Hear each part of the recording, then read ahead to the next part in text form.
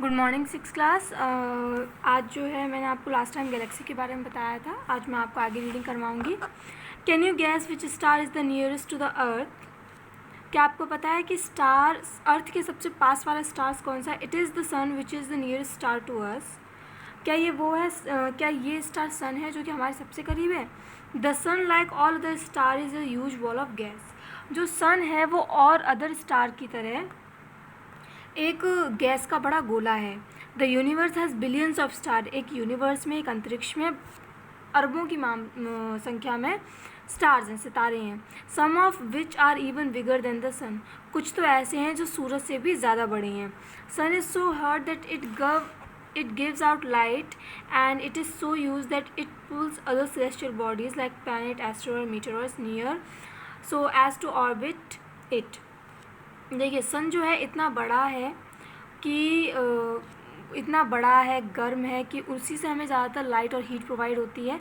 साथ ही साथ इसमें गुरुत्वाकर्षण इतना होता है कि जो सेलेस्टियल बॉडीज़ है, जैसे प्लैनेट्स हैं, एस्टेरॉयड, मीटेरॉइड्स हैं, इन सभी को वो एक निश्चित ऑर्बिट में घुमाता रहता है।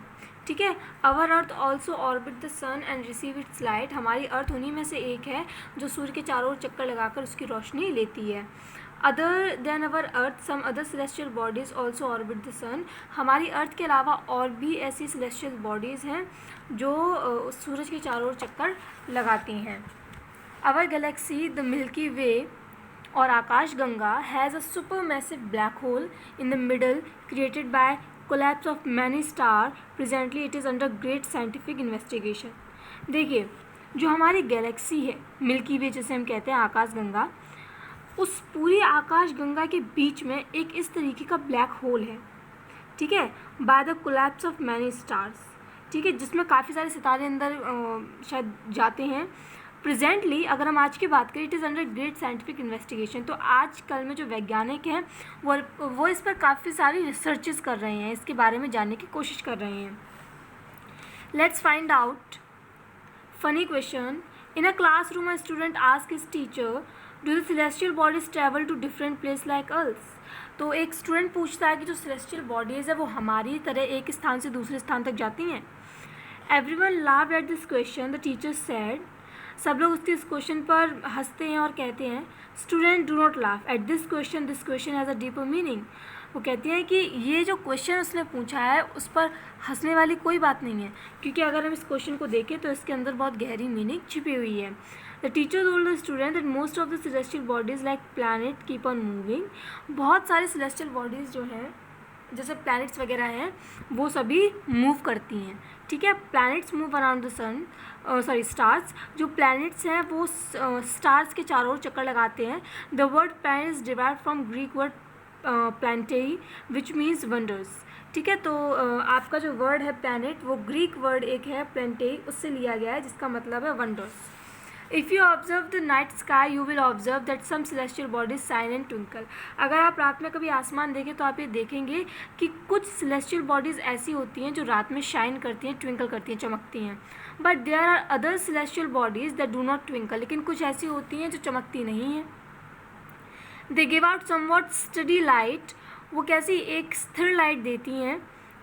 स्थिर से मतलब है ज़्यादा गहरी नहीं, पर थोड़ी बहुत। Actually they do not have light of their own, क्योंकि उनके पास उनकी खुद की रोशनी नहीं है। They receive light from the near by stars and reflect the same. वो क्या करती हैं, वो आसपास के जो स्टार्स हैं उनसे रोशनी रिफ्लेक्ट करती हैं और तब हमें थोड़ी बहुत दिखाई देती हैं। This celestial bodies move around some stars and are called planets. तो ये जो बॉडीज़ हैं इन्हें हम प्लैनेट्स कहते हैं, जो स्टार्स के चारों चक्कर लगाती हैं। The sun is the nearest star to the earth is huge. जो सूरज है वो पृथ्वी के सबसे निकट का तारा है और ये बहुत बड़ा है। It has 8 planet. इसके आसपास 4 प्लैनेट हैं, इंक्लूडिंग आवर अर्थ, हमारी अर्थ को मिलाकर।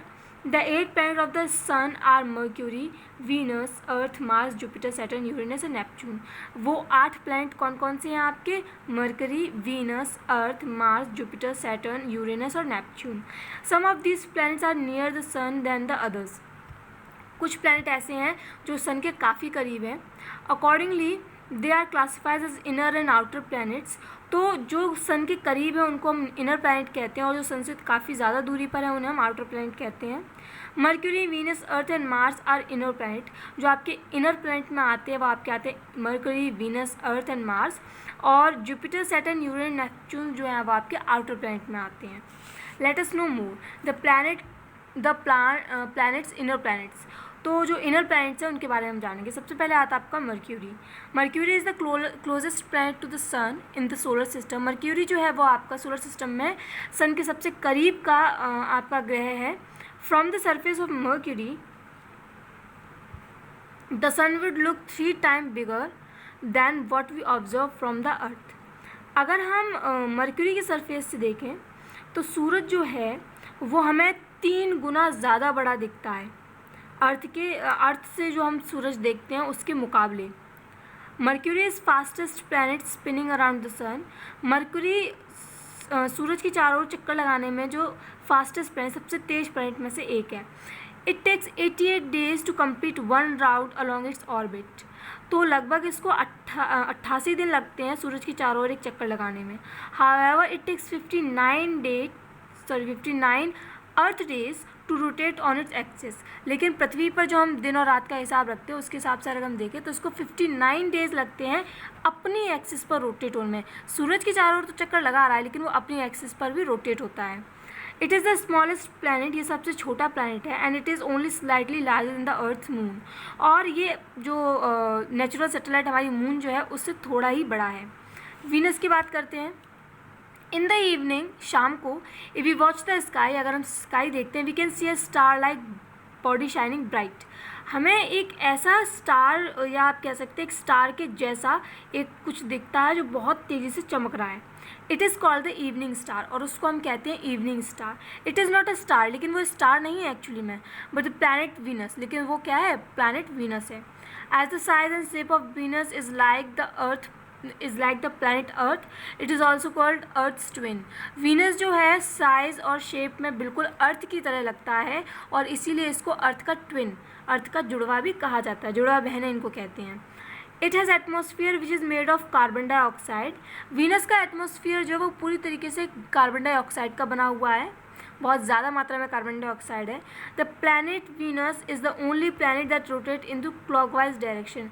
बाकी सभी प्लैनेट जो है वो एंटी क्लॉकवाइज घूमते हैं, लेकिन जब हम बात वीनस की करते हैं तो वो क्लॉकवाइज घूमता है, ठीक है, घड़ी की दिशा में घूमता है। अब बात करते हैं हम अर्थ की।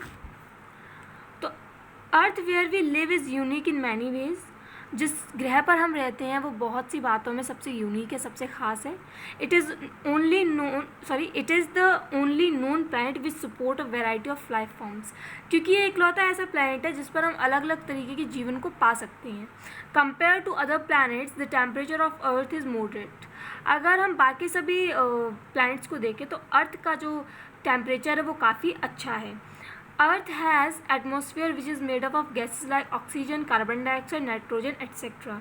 अर्थ का जो एटमॉस्फेयर है वो बहुत सारी गैसों से बना हुआ है, मेनली उसमें जो है वो ऑक्सीजन, कार्बन डाइऑक्साइड और नाइट्रोजन है। अर्थ हैज़ वाटर, सबसे बड़ी चीज़ कि अर्थ के पास पानी है। 2/3 surface of the earth is covered with water. लगभग 2/3 हिस्सा अर्थ का किससे? पानी से कवर्ड, ढका हुआ है।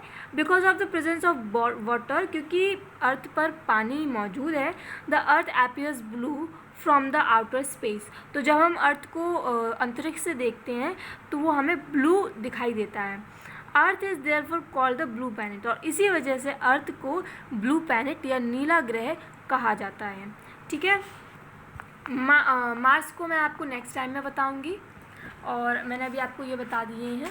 इंग्लिश में आपके जो यूटी होंगे उसमें 2 चैप्टर आएंगे, फर्स्ट एंड सेकंड, और एसएसटी में जो हैं आपके फर्स्ट ज्योग्राफी का, फर्स्ट एसएसटी का और फर्स्ट आपका सिविक्स, इन तीनों का आएगा। तो लाइव क्लास में आप लोग ज्वाइन होइएगा, तो मैं इसमें काफ़ी आगे तक आपको समझा दूँगी, तो आपका ये चैप्टर काफ़ी जल्दी फिनिश हो जाएगा। ओके।